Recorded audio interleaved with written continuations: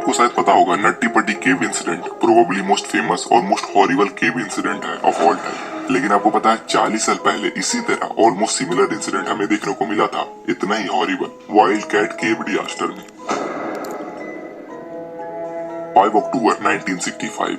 सो Cleveland में एक केव है, वाइल्ड कैट केव, जिसका एंट्रेंस एग्जैक्ट माउथ की तरह दिखता है और ये हिंगले रिजर्वेशन के अंडर बिलोंग करती है। कोइंसिडेंटली मॉरिस बेजोल्ट की बस केव के पास के रोड से गुजर रही थी। इंटरेस्टिंगली मॉरिस इस केव को पिछले कई बार विजिट कर चुका था और इसी बहाने इसे आज मौका मिल जाता है दोबारा विजिट करने का। और आज की मौसम भी अच्छी थी तो इसके लिए आज परफेक्ट दिन थी।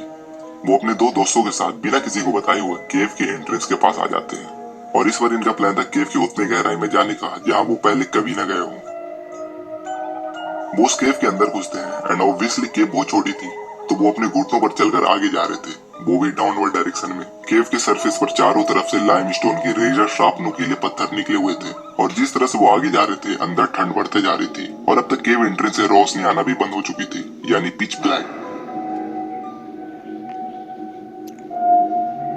वो केव में 80 फीट आगे जाना चाह रहे थे जहाँ एक मिस्टीरियस चेम्बर मिलने वाला था और वहां से इसे टर्न होने का मौका मिलता और वहां से वो वापस आ सकते थे।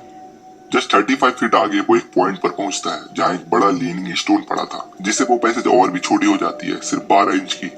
कॉन्टेक्स्ट में बताया तो एक ऑफिस साइज लैपटॉप स्क्रीन जितनी बड़ी होती है, बिल्कुल उतनी। हालांकि मॉरिस यहाँ ऑलरेडी आ चुका था तो वो कॉन्फिडेंट था।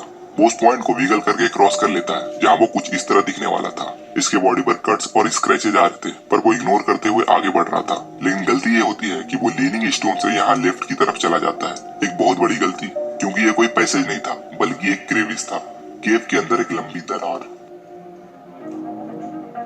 और तब तक मॉरिस अपने दोस्तों से भी अलग हो चुका था। मॉरिस को एक्चुअली पता नहीं था वो गलत रास्ते में है। वो स्लैंट 15 डिग्री डाउनवर्ड डायरेक्शन में आगे जा रहा था। यहाँ वो सिर्फ अपने पैर का ही इस्तेमाल कर सकता था और जिस तरह से वो आगे जा रहा था वो स्पेस टाइटर से और टाइटर होते जा रही थी। अब तक इसे पैनिक अटैक भी आने लग रही थी लेकिन वो स्पेस इतनी बड़ी नहीं थी कि वो वापस लौट सके। वो एक पॉइंट तक पहुंचता है जहाँ और छोटी स्पेस आती है, जहाँ क्रेविस के दोनों साइड बोल्डर पड़े थे, बड़े बड़े पत्थर। मॉरिस के पास एक ही रास्ता था कि वो इस स्पेस को क्रॉस करे और शायद ये स्पेस के आगे वो मिस्टीरियस चेम्बर से मिल जाए जहाँ से वो वापस आ सकता है। वो पहले गहरी सांसें लेता है और उस स्लिपरी क्रैक में घुस जाता है। घुसकर विगल करते हुए वो आगे बढ़ ही रहा था कि सडनली वो बोल्डर इसकी तरफ शिफ्ट हो जाती है और इसे दीवार के अगेंस्ट दबाने लगती है। वो विगल करके थोड़ा और आगे जाने की कोशिश करता है एंड देन सडनली वो दोनों बोल्डर इसे और तेजी से प्रेस करने लगती है। फाइनली मॉरिस देखता है कि सामने एक डेड एंड है, आगे कोई रास्ता नहीं है और वो यहाँ जरा भी हिल रहा था तो वो पत्थर इसे और टाइटली पकड़ लेती और इसे दर्द होने लगती।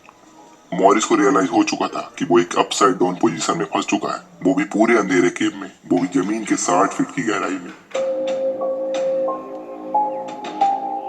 बिल्कुल उसी तरह जैसे जॉन जोस अपसाइड डाउन पोजीशन में अटके हुए रहते हैं 27 घंटों तक और आखिर में 27 घंटे बाद उन्हें हार्ट अटैक आ जाती है।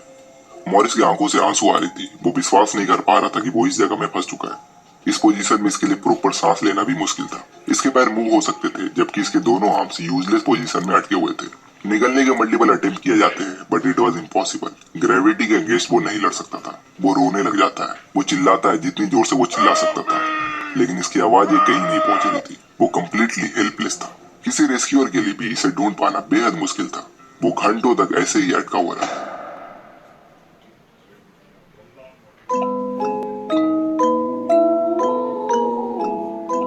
वाइल्ड कैट केव डिजास्टर। सुमोरिस बिजोल्ट एक वाइब्रेंट यंग बच्चा था, जस्ट 5.7 हाइट एंड 49 केजी का, जिसकी 10 साल पहले ही उसकी पूरी दुनिया बदल चुकी थी जब उसके पेरेंट्स का डाइवोर्स हो जाता है।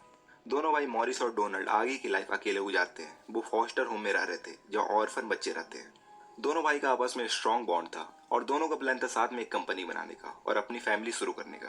पर्सनैलिटी वाइज मॉरिस स्किनी और इंट्रोवर्टेड लड़का था और इसके पेरेंट्स का डाइवोर्स का इस पर मेंटली काफी असर पड़ा था। आखिर में दोनों सेटल हो जाते हैं मेथोडिस्ट चिल्ड्रंस होम में, जहाँ बच्चों को सोशलाइज होने के लिए सिखाया जाता है और थेरेपी वगैरह दी जाती है। 13 साल की उम्र से ही मॉरिस को बुरी लत लगी थी स्मोकिंग की और वो दोस्तों के साथ रेगुलर स्मोक किया करता था, जबकि मेथोडिस्ट चिल्ड्रंस होम में स्मोकिंग हाईली प्रोहिबिटेड थी।